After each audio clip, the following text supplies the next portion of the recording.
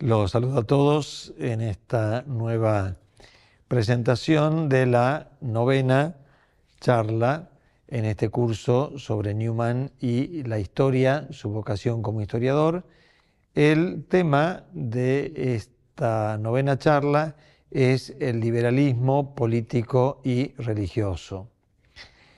En este tema, o para abordar este tema, Newman se centra en la figura de Monseñor Félicité de Lamennais y en el relato que él ha dejado sobre su controversia con la Roma papal entre los años 1831 y 1832.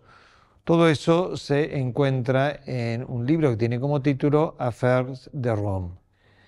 Allí, Lamennais describe el triste y limitado papel que el poder asigna a la Iglesia de Roma.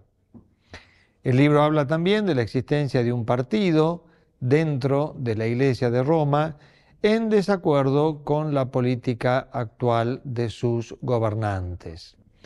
Estamos en la finalización de la existencia de los estados pontificios. El Papa durante muchos siglos fue también un soberano temporal, al ser el monarca, por decir así, de los estados pontificios en el centro de Italia.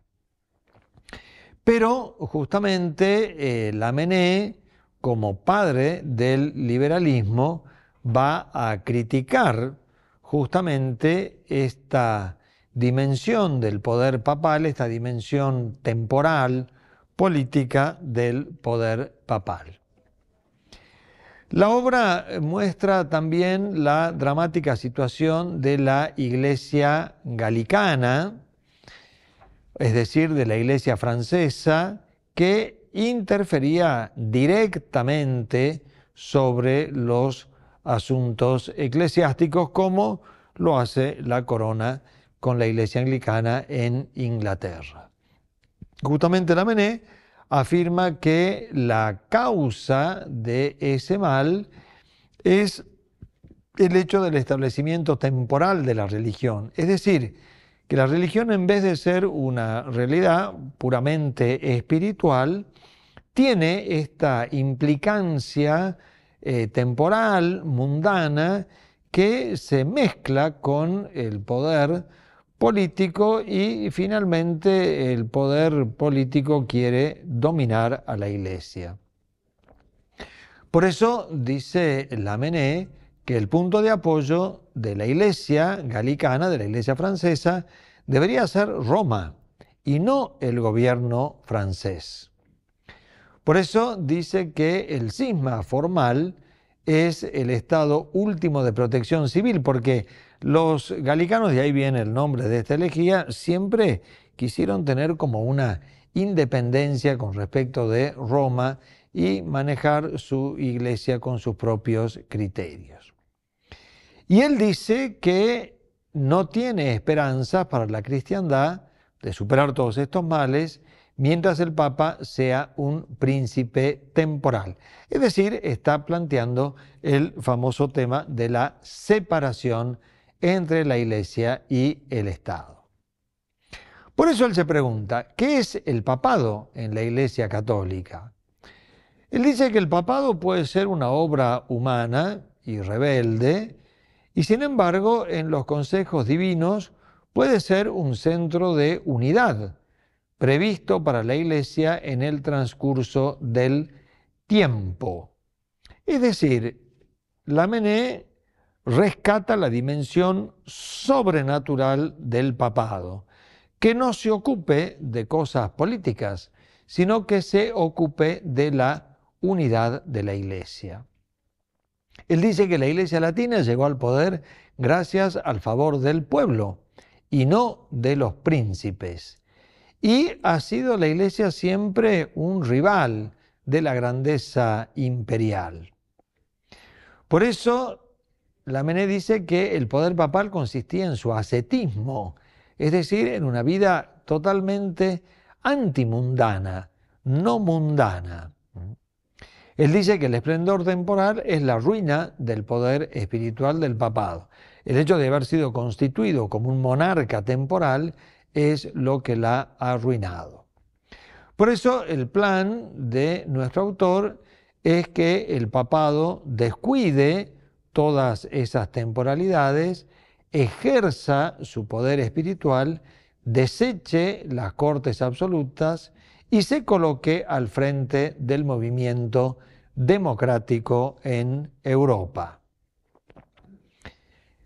Justamente Lamennais de esta manera manifestaba su admiración hacia el sistema democrático, su condena al sistema monárquico y pensaba que justamente el Papa podía ponerse a la cabeza de toda esta democratización de Europa. Él dice que el papado en la actualidad justamente se choca con esos ideales que Lamennais planteaba. Él dice que en esa revolución de los 3 días, él, digamos, deseaba que se podría haber establecido en Francia un sistema eclesiástico más puro que el existente. Deseaba que la Iglesia se lanzara al progreso de la democracia y que encabezara un movimiento revolucionario que ella misma había creado en sus primeros tiempos. Aquí está justamente la confusión de Lamennais en identificar la democracia revolucionaria que había surgido de la Revolución Francesa con los grandes principios católicos de la tradición. Por eso él pone como clave de su mensaje el tema de la libertad. Pero no la libertad como la ha entendido siempre la doctrina católica, sino esa libertad absoluta propio de las ideas iluministas.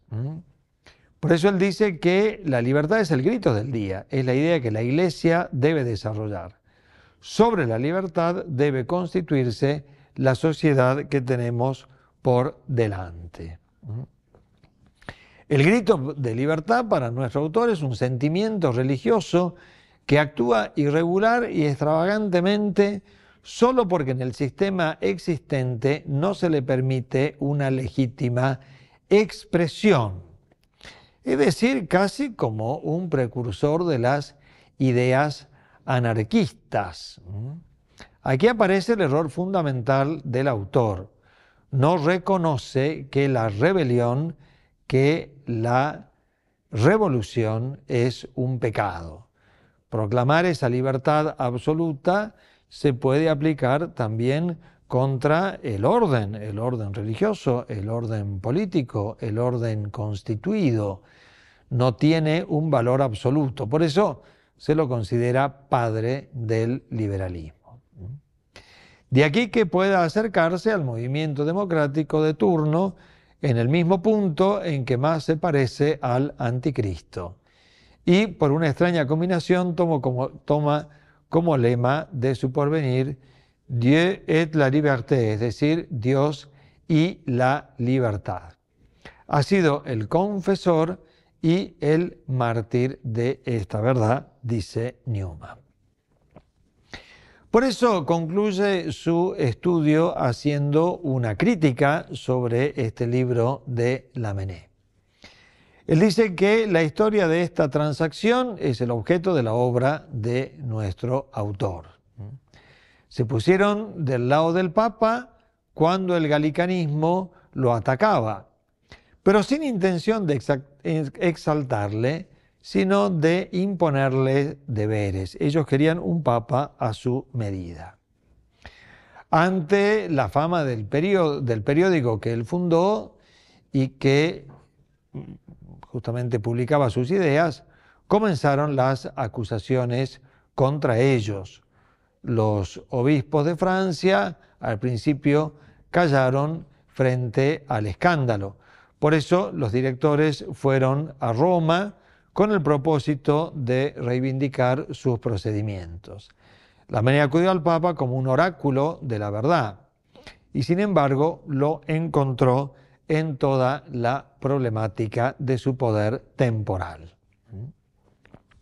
Finalmente, el Papa condenó las ideas de Lamennais en la encíclica Mirare Vos, donde se condenan sus ideas sobre la libertad civil, la tolerancia y la libertad de prensa, que vuelvo a repetir, eran ideas que proclamaban una libertad absoluta.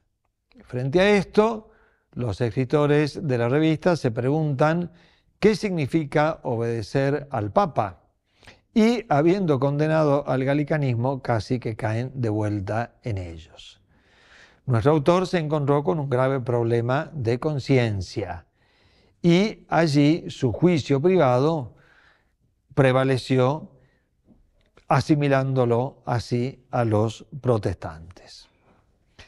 Justamente para los protestantes no es ninguna novedad ver el Papa como un líder político. Pero sin embargo, dice Newman, hay un mal sabor en toda la doctrina de nuestro autor, que nos recuerda que está drogada y es malsana. Son las ideas iluministas. Y por eso concluye Newman diciendo, es de temer que el mismo espíritu que lo ha llevado a desechar la autoridad civil, lo impulse, decepcionado, a negar la autoridad del Papa, de la religión misma y de la Iglesia.